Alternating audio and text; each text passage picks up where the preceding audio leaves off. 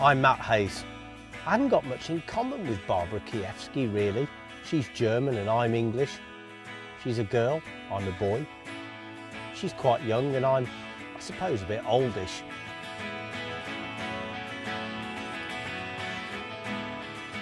But we both share a passion for fishing. And that's why we've decided to go on the ultimate fishing road trip together to Ontario.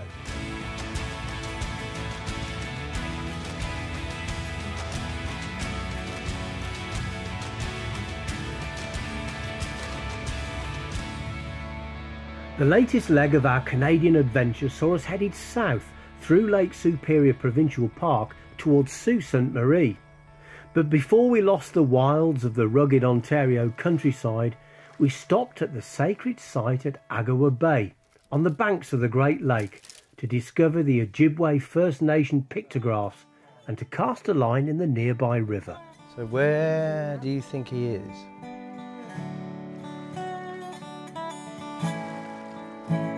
Here on the shore of Lake Superior, there's all kinds of interesting stuff to see, and here we've got these First Nation Aboriginal pictographs which actually depict life in a former time, but also provide evidence, of course, that Lake Superior has supported civilization for a long time. We don't know how old these pictographs are exactly. The best guess is around 1600s, but they could actually be thousands of years old. And they were made by grinding down other rocks and creating a red oxide paint, which has actually survived centuries at least of being weathered. Now, of course, if you're used to seeing cave paintings, bear in mind they are sealed off from all of the harsh weather elements here on the shore of Superior. Ice, snow, wind, rain, a lake level that we know has certainly been higher in the past. So they've survived all of that. And the most famous one is Mishupishu. It's probably Canada's most well-known pictograph. It depicts Mishupishu, or the water spirit, quite a popular spirit among different tribes across Canada, but of course hugely significant here on the shores of the world's biggest lake.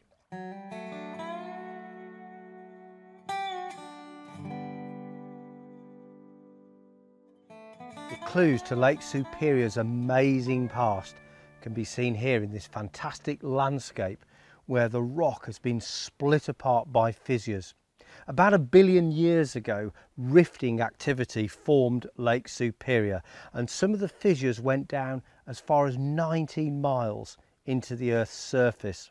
But the really interesting thing about Superior is that it shouldn't have been the world's largest lake.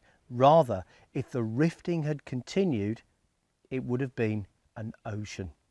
But the rifting mysteriously stopped, and of course when the Ice Age came along, the retreating glaciers scoured out the lake, filled it with meltwater, and bingo, the world's biggest lake was formed. But it's sobering thought that actually there was a very good chance at one time that it was going to be just another ocean.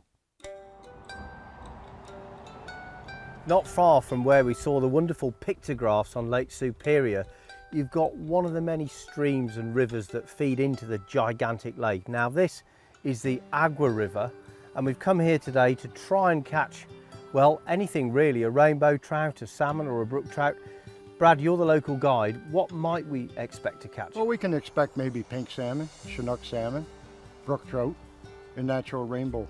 So it's quite a good variety, but I've got to say, you know, these conditions, bright hot weather, low clear river, I don't think I'd even bother going salmon fishing if I was back home. Up here, we have these conditions most of the time. These rivers stay crystal clear, not quite as hot as today, but that's what the fish see all the time. Well, we're going to start off in this calmer water downstream here, just above the lake. We're going to start off with some spinning tackle, and then maybe I can see 1 or 2 small riffles up there, which could be good for a little bit of fly fishing later on.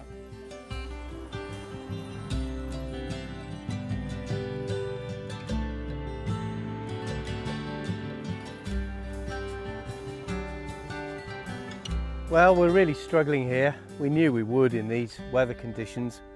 You know, salmon fishing all over the world is all about the height of the river. And what you want is a good flow. And that's exactly what we haven't got. This water with a couple of feet on it would be absolutely perfect for fly fishing and spinning too. But it looks pretty dead right now, so Brad and I are struggling to find a place where we might get a good shot at some fish. But we're going to walk down here and see if we can find one or two deeper holes and target them with a spinner.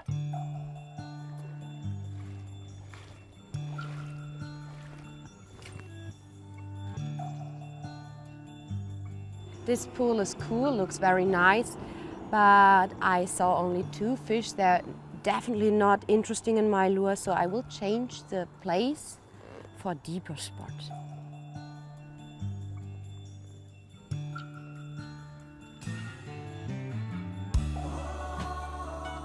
Well, normally when I'm fishing for salmon, you'll never find me without a fly rod, but you've got to adapt to the conditions, and it's really unfortunate that we're here now in the absolute kiss of death conditions for salmon fishing. It doesn't matter how many fish are in the river, when the sun's blazing down like this and it's over 30 degrees and the water's so low and so clear, it really makes catching fish very, very difficult.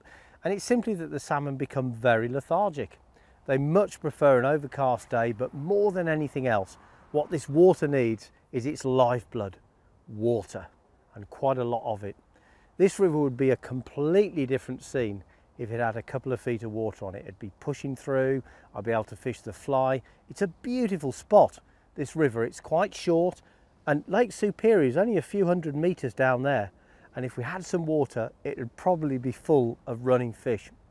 So in the circumstances, with such lifeless water, the only option I felt really was to try and spin fish. And what I've been doing is working my way down the river, one big pace at a time, making a cast, another pace, make a cast, another pace, make a cast. And the idea is to systematically cover the water with a spinner.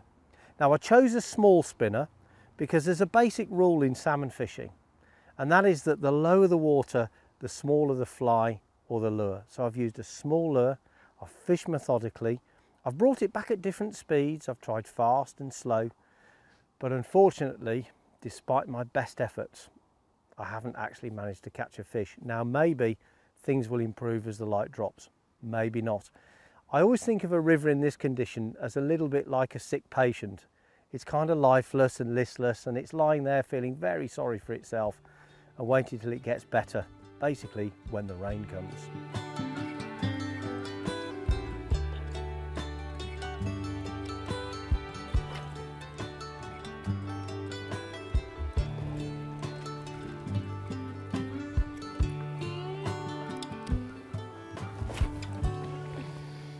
Hard work fishing. So I have here a really nice deep area, and my tactic is make one cast directly to another shore, pull in, and then after the cast I go in this direction 1 meter or so, and then I make the next cast.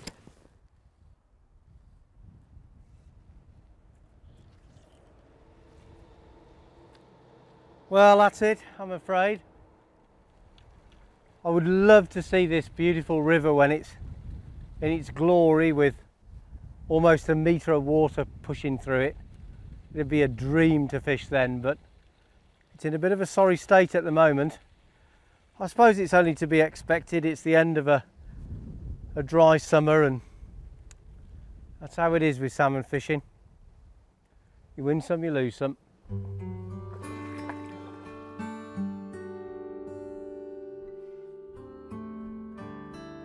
Aqua River I fished with my spinning rod and spinners, and I have a couple of casts with my spooner, but nothing works.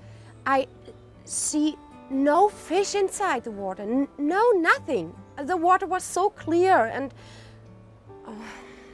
I try really my best, but nothing works.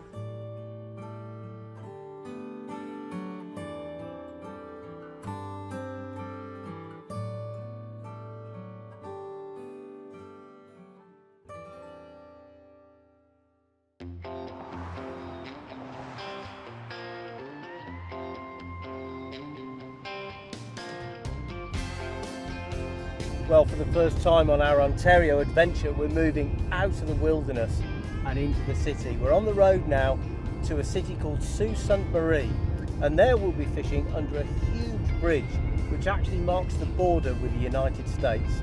It's a real change of scenery for us. We're very much looking forward to it.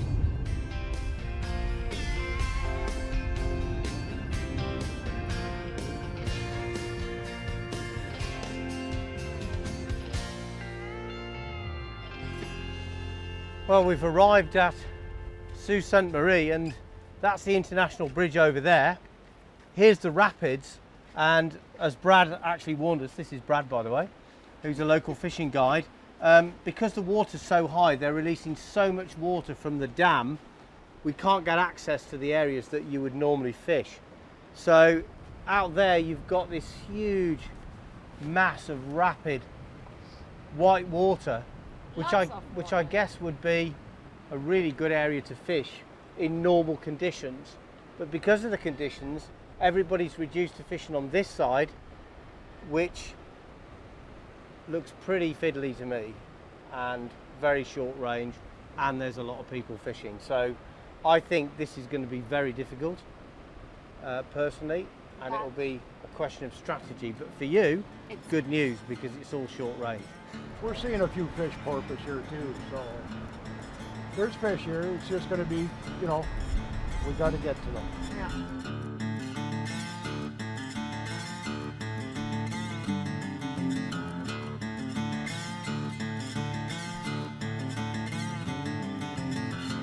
So we've got a really difficult set of circumstances here. We've got a bank holiday weekend, so the world and his wife's out fishing.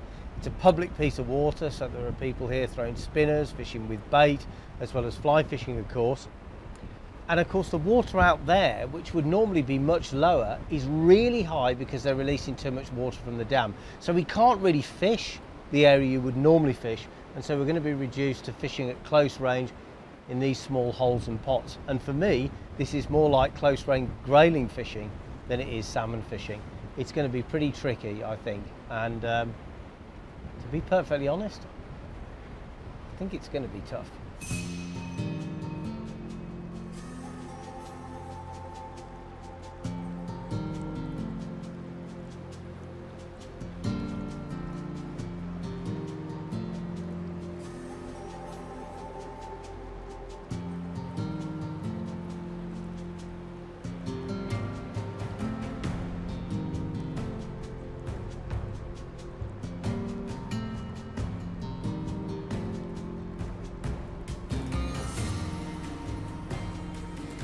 Oh, I like this place. It's similar to Ireland. I have a little bit experience in that, so I must not cast so far away. I can't fish directly in front of my feet, and I know the fish is inside the water. Using the fly rod is for me, yeah, I do it, of course, but if you like to have a fish from me, I must use a spinning rod. But I try to fish one fish with a fly rod.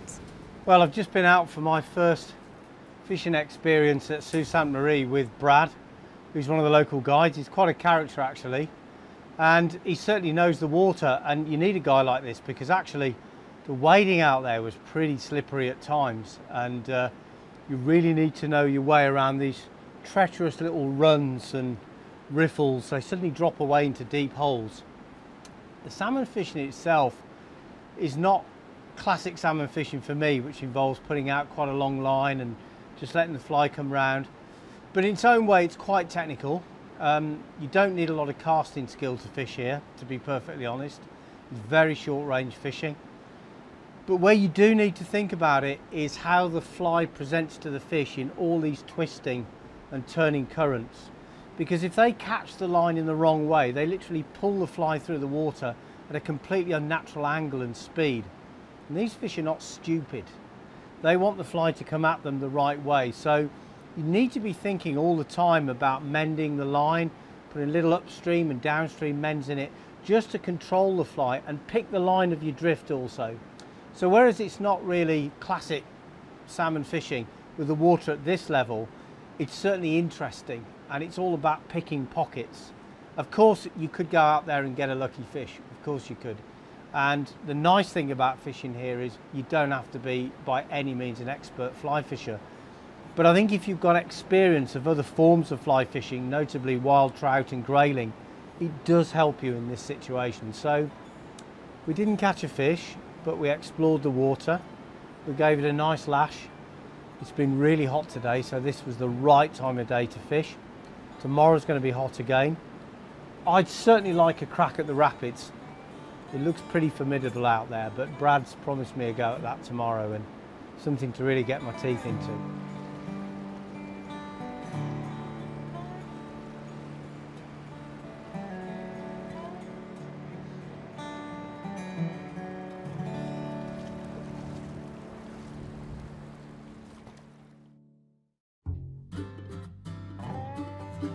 Well, you know, I don't think I've ever fished right in the middle of a city like this before. I've fished in Ireland a couple of times, but this is quite a big city. It's got a population of 100,000 people, huge bridges. The USA is just next door, got loads of people, high-rise buildings, the whole lot. Actually, it's a pretty cool scene. I'd love to catch a salmon here. I'm here on the Sault Ste Marie Rapids. I have my spinning rod with me and a perfect lure. It's called Flying Sea. Right behind me, there's a big stone. I will sit on that, and directly in the front of the stone is a deep hole. Hopefully, 1 or 2 fish are there and wait for me. I have my lucky stone with me. I try my best now.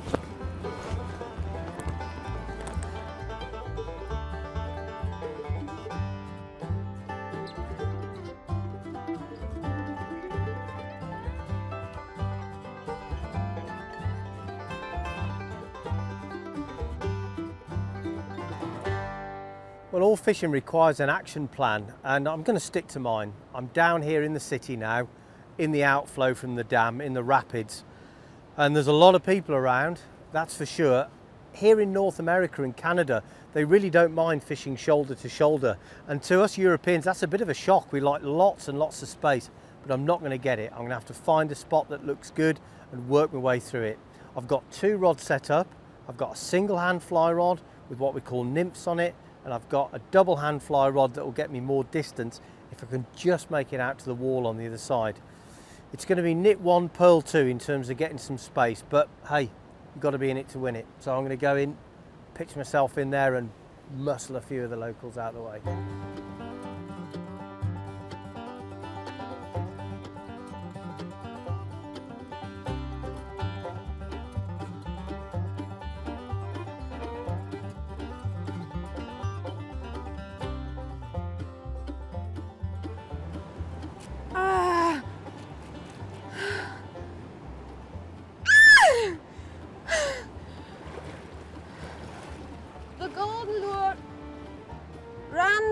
I got a bite and my line broke, and that's so crap. Oh, I try it again. Yeah, there's a fish, I got a fish.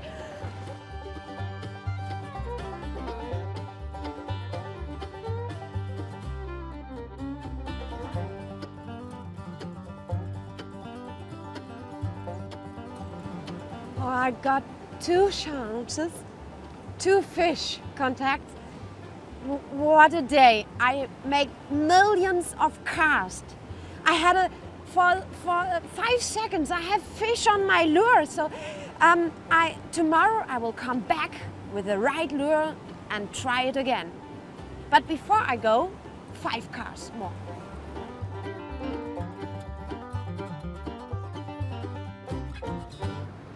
Well, Matt and I, we were out onto the wall here, and it's tough.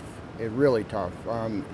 He fished swinging, he fished nymphing, dead drifting, swinging some nymphs. The fish are there. They're just not active. The water is warm. There's too much water, and Matt did an awesome job out there. Well, more often than not, salmon fishing is about what you don't catch, if you fly fish for them. And I've really enjoyed the fishing here this evening. It's been pretty tough. The high water has caused a real big problem because actually I'm fishing in the areas that normally you'd be standing on. And that means it's very close range, fiddly, kind of picking pockets really, just fishing in among the boulders and stuff. And fishing with a style that I would normally use back at home for a species of fish called grayling. Very short line, just bumping nymphs across the bottom. Certainly not the classic salmon fishing style.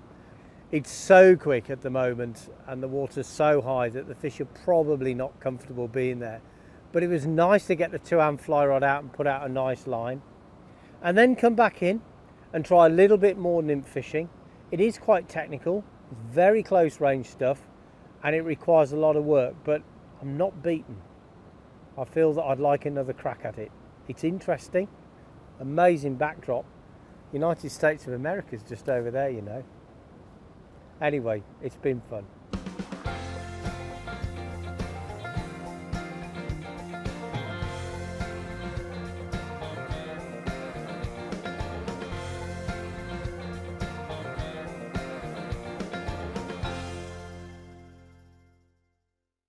I've always been fascinated by different cultures, and particularly the First Nation Aboriginal culture.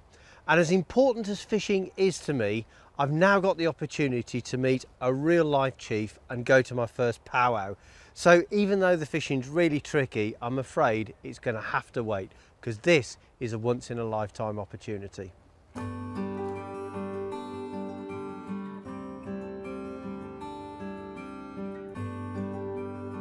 So Chief, I'm not actually quite sure how I should address you. Can you inform me?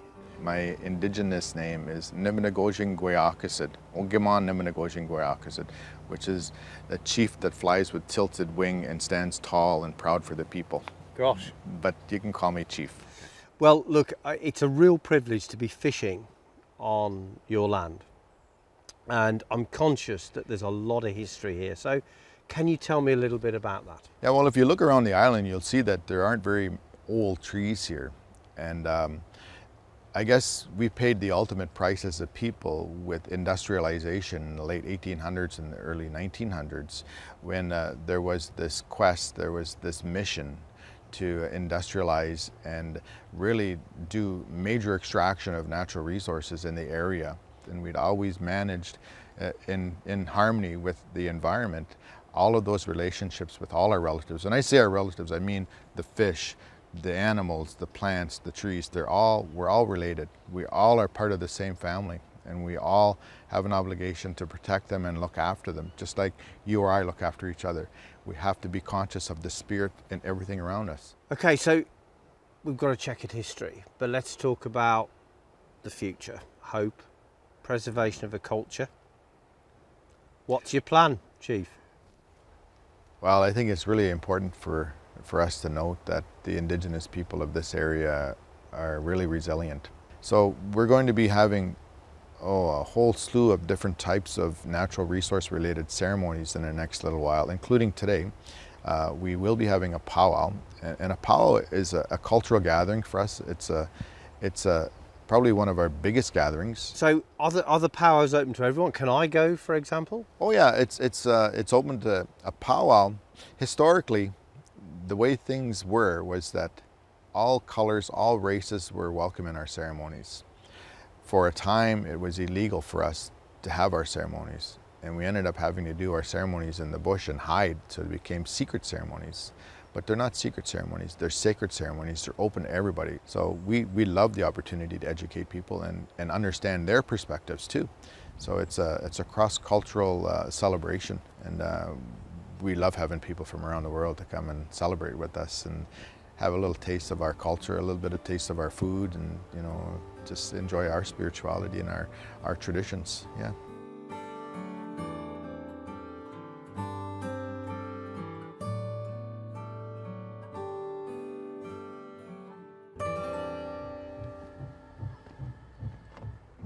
Our first powwow! Yeah, and the music started. Are you excited? I'm really excited. Let's go get them. Yeah. As a fly tyer, I'm absolutely fascinated by all of these wonderful feathers. And I can't help thinking, beautiful as these things are, they are a waste of a good feather.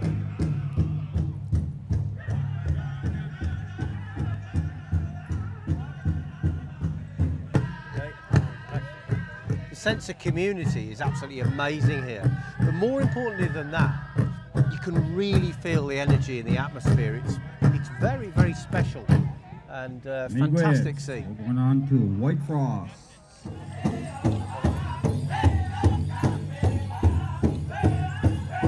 What you don't realise when you're watching this is how hot it is out here.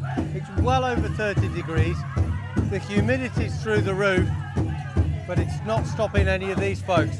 They're having a great time and it's really touching. Amazing event actually, very moving. But I don't think I'll be dancing just yet.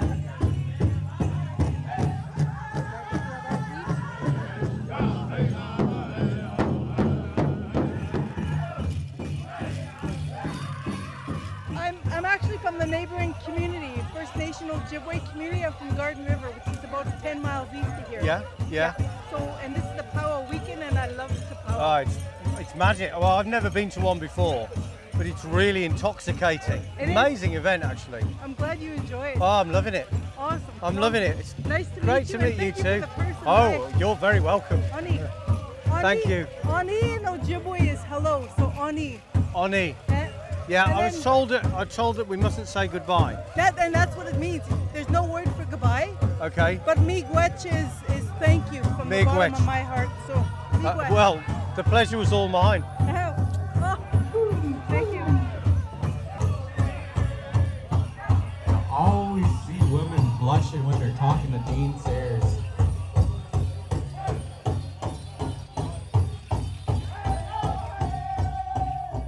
Well, I love this old teepee. It's totally authentic and it's really weathered. It looks like the real deal to me. And in fact, I've been having a chat with its custodian, Mike, and he's filled me in on what goes on in here. And basically, it's a great place to go in. There's a fire inside, which we can't film because there are spirits contained in the fire.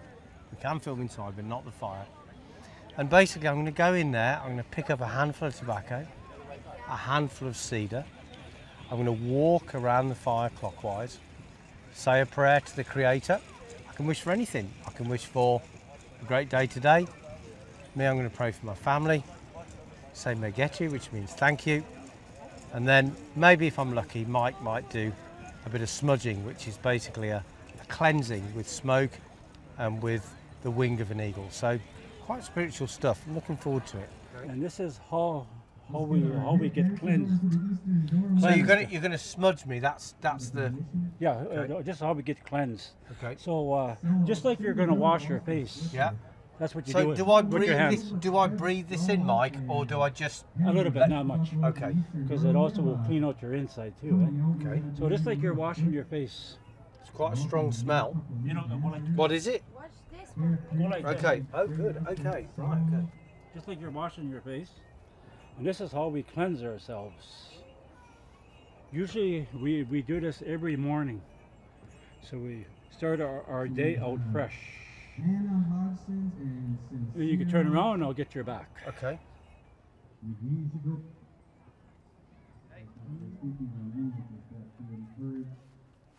All of our visitors and our home people continue moving forward.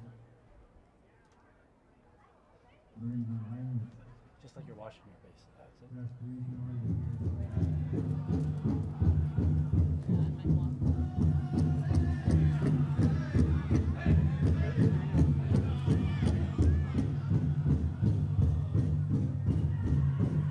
You okay? Yeah, okay.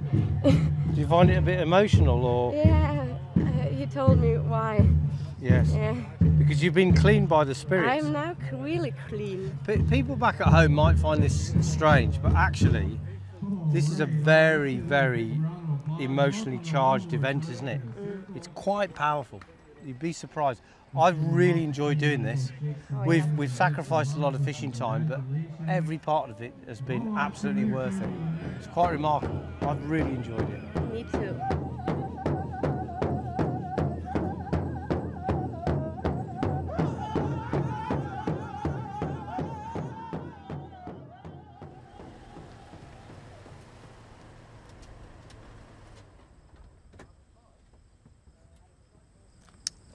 Well, after the powwow, we've got about an hour's fishing time left tonight, but on a day when it's been well into the 30s and really humid, that's probably not a bad thing. We're coming out at the right time.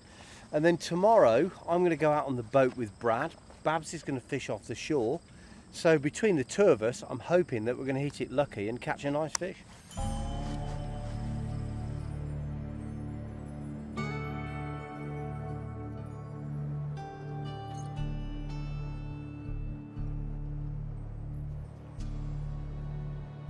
Well, not easy casting conditions out here. I've got a really strong wind coming into my face and into my normal casting shoulder, so I've got to swap arms. But it's an amazing feeling to be fishing under this huge bridge. It's just incredible, really, to think there are salmon here. Of course, they weren't here many, many years ago. They were introduced into Lake Superior.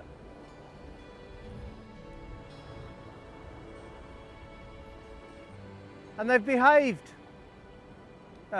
pretty much like regular salmon, migrating into rapid water to spawn out of Superior, which, let's face it, it is like an ocean anyway. It's huge, it's like a sea.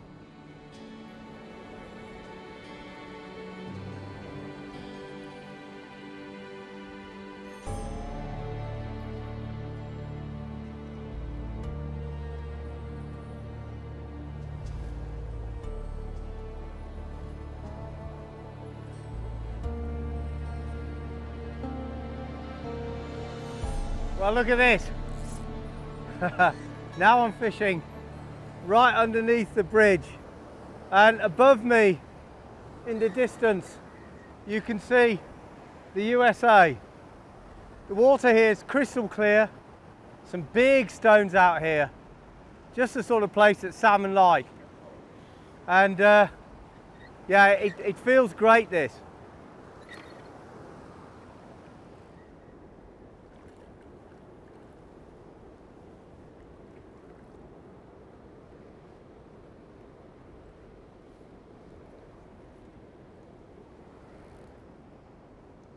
I made a run down here, taking a step between each cast to try and cover the water and changing the casting angles. If I put the fly out more square, exactly opposite, I get more speed on the fly as it comes round.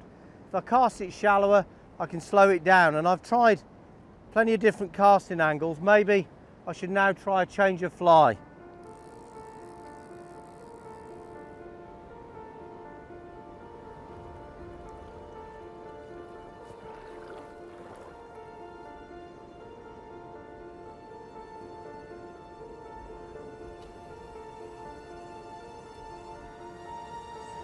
Bizarre fishing scene, this.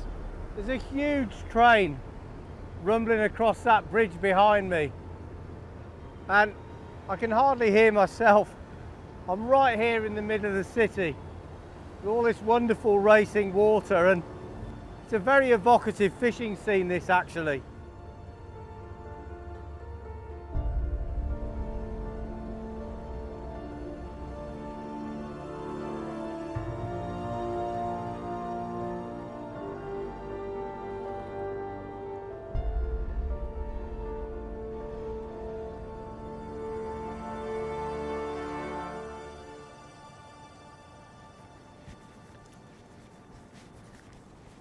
So this is the last day, the last chance for me to get a big salmon. I woke up very early in the morning. I will start very early with the fishing. Matt is still sleeping in the hotel, and I want to fish the whole day.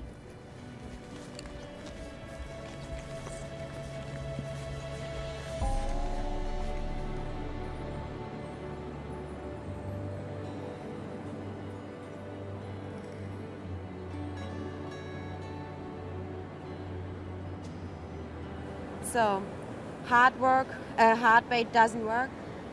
I fish not deep enough, so I change now to a soft lure with a jig head. It's 10 gram. So I can fish now more in the ground.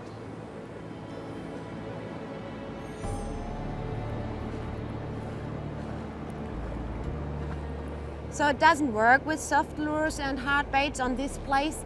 I change now my tactic. I fish now with a floater and a little tiny fly right there on the stone.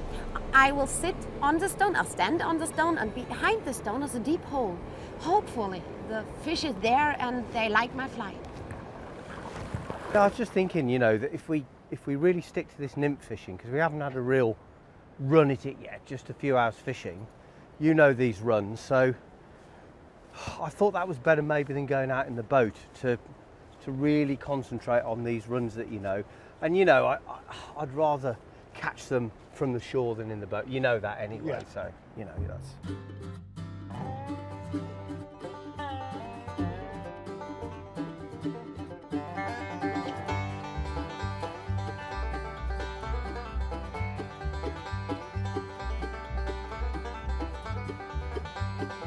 So this is really all about precision, searching the water, combing the bottom, and we've got to work our way in among all the other people that are fishing here. That's an additional complication, but the idea really is to just search the riverbed with the flies and literally try and pop one of the flies into a fish's mouth and give it no choice.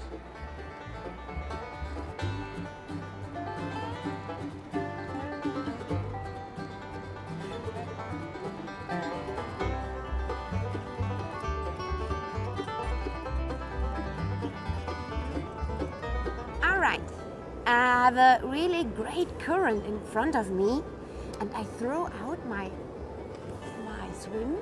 swimmer, and the swimmer drift inside the current in this direction. Oh, I think I got a bite. What's that? There's 2 beat 4 stone.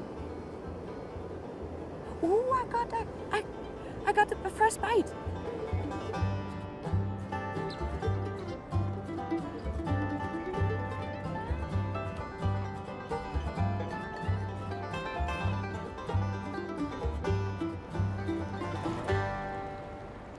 This makes me really crazy. So with the sunshine, I can see all the fish in the water. They stand, I don't know, maybe 5 or 6 salmon directly in the deep water. And they swim around. They are here.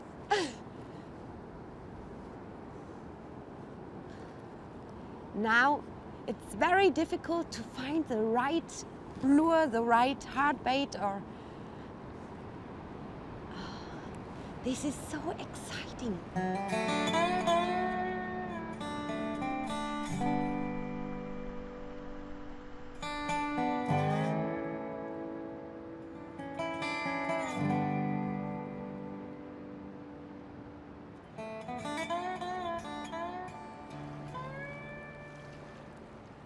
Fishing can be a struggle sometimes, but when the struggle pays off, it's a really sweet feeling. I made the call not to go out in the boat today with Brad because I wanted to catch a fish on the fly, fishing from the shore. And it looked pretty hopeless initially because there were so many people fishing down here, but then one of Brad's fellow guides, young Adam, came along. He'd been fishing further down the river and he'd found a few shoals of fish, importantly, that hadn't been fished over by the holiday crowds.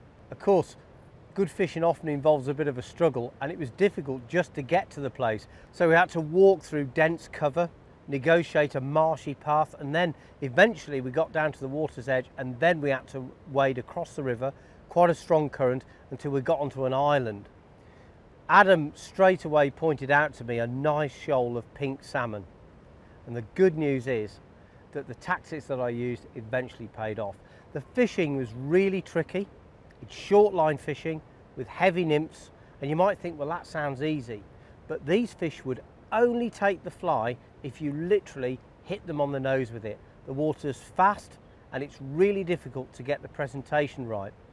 But thankfully, I got that 1 killer drift where actually I thought I'd hooked a rock for the umpteenth time, and then suddenly as I lifted the rod, the rock came to life and a really strong fish shot out across the current.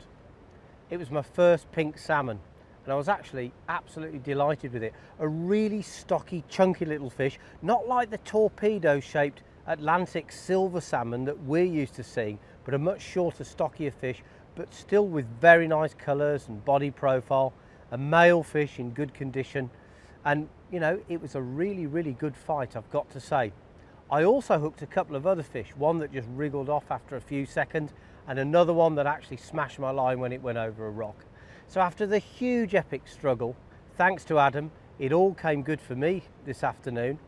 I thought, to be honest, that Babs would beat me to it because she's chosen the much easier method of spinning for the fish, but I know that she hasn't had anything so far. I'm just hoping that on the evening session she'll get her chance too.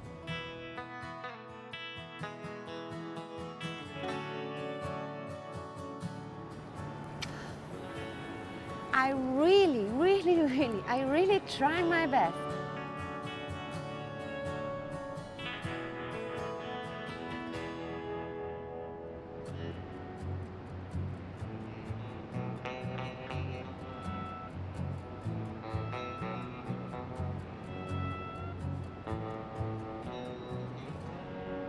Well, we took a break after the first fish. It was really boiling hot, unbelievably humid, and an hour off was definitely the thing to do. But then, as I was sitting down, sort of staring at the water, I started to see fish splashing around, and I realised that fish that had previously been lethargic had suddenly become active. So Adam and I headed out again. We waded across the river.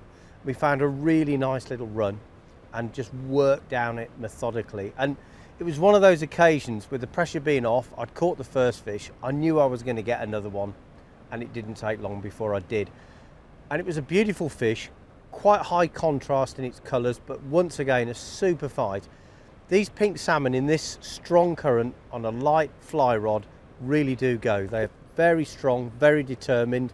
They jump and twist and turn, and watching the fish fight in that crystal clear water, so you can just see it twisting and turning, it's really, really exciting. It's pretty tricky landing them in that stiff current right underneath your feet, but thankfully we eventually managed to scoop the fish up in the net and get a good look on it.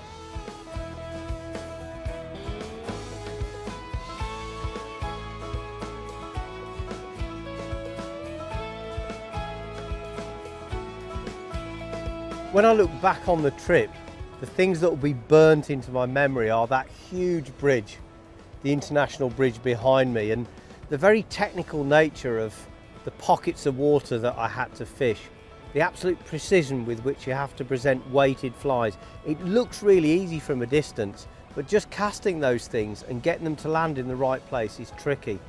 But I had great help. Brad's a terrific character. He knows the water like the back of his hand. He's been really committed to helping me. And then today, for young Adam to come along, he's a really nice lad. He's got good eyes, he's got a great attitude, and he's got a really good future in fishing guiding, of that I'm sure. So with a little bit of help from my friends, I cracked it.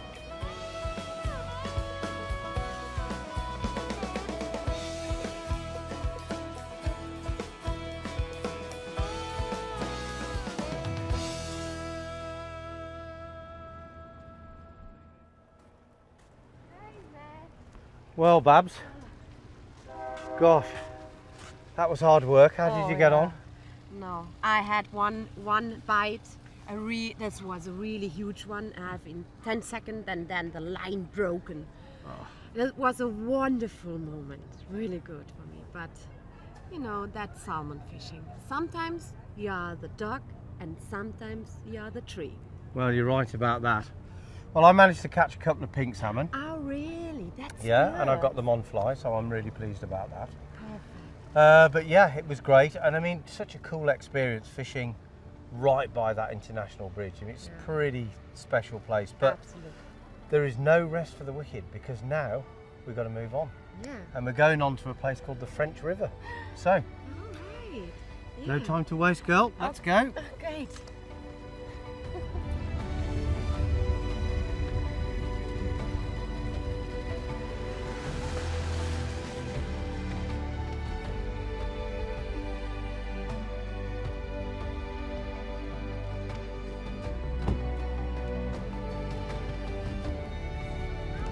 Matt and Cy. This is nice to meet you. The pleasure is all mine. Thank you.